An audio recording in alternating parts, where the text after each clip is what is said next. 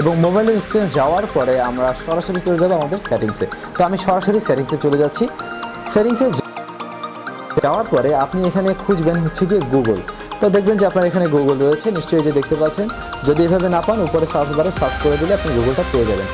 গুগলে গেলেন, গুগলে যাওয়ার পরে আপনি প্রথমেই দেখতে পাবেন এই যে ADS অ্যাডস, এই অ্যাডসে ক্লিক করলেন। অ্যাডসে ক্লিক করার পরে আপনি এখানে দেখুন যে একটা অন অফ করার মতো একটা অপশন পেয়ে যাবেন। তো এটাকে আমরা অন করে দিলাম। অন করে দেওয়ার পরে আপনার এখানে নতুন একটা অপশন চলে এসেছে, সেটা হচ্ছে রিসেট অ্যাডভার্টাইজিং আইডি।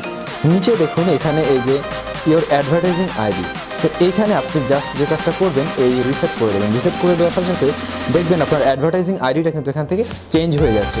তো এই যে অ্যাডভার্টাইজিং আইডিটা চেঞ্জ হয়ে গেল, এই অপশনটা আপনাকে এভাবে চেঞ্জ করে দিতে হবে। তো এইটা চেঞ্জ করার পরে আমরা যে কাজটা করবো এখান থেকে বের হয়ে যাবে। এখানে আমাদের আর তেমন কিছু করতে হবে না। এবারে আমরা অন্য একটা পদ্ধতি অবলম্বন করবো এবং সেই কাজটা আপনাকে করতে হবে আপনার যে কোনো একটা ব্রাউজার থেকে। ধরুন আমরা গুগল ক্রোমে চলে যাচ্ছি এখন। তো আমি সরাসরি এখান থেকে গুগল ক্রোমে চলে গেলাম। গুগল ক্রোমে যাওয়ার পরে এখানে আপনাকে একটা ওয়েবসাইটে যেতে হবে, আর সেটা হচ্ছে মাই অ্যাক্টিভিটি। তো আপনি এখানে জাস্ট লিখবেন মাই অ্যাক্টিভিটি। এই যে দেখুন চলে আসছে মাই অ্যাক্টিভিটি কন্ট্রোলার্স। তো মাই অ্যাক্টিভিটি দিলে পরে আপনি দেখতে পাবেন এই যে নিচে রয়েছে ওয়েলকাম টু মাই অ্যাক্টিভিটি, এটাতে জাস্ট আপনাকে ক্লিক করতে হবে। তো এই দেখুন আপনি কিন্তু গুগলের ইন্টারফেসে চলে আসছেন এবং এটা হচ্ছে মাই গুগল অ্যাক্টিভিটি। তো এটাতে যাওয়ার পরে আপনি যে কাজটা করবেন, এখানে এই যে 3 ডট মেনুটা দেখতে পাচ্ছেন, 3 ডট মেনুতে ক্লিক করলেন। ক্লিক করার পরে নিচে দেখবেন অ্যাক্টিভিটি কন্ট্রোল। অ্যাক্টিভিটি কন্ট্রোলে গেলাম। এবারে আমরা নিচের দিকে চলে আসবো। নিচের দিকে চলে আসার পর আমরা ADS অ্যাডস দেখলাম, এই অ্যাডসে গেলাম। অ্যাডসে যাওয়ার পরে এখানে দেখুন অ্যাড পার্সোনালাইজেশন ইজ অন, এইটাকে আমরা অফ করে দেবো।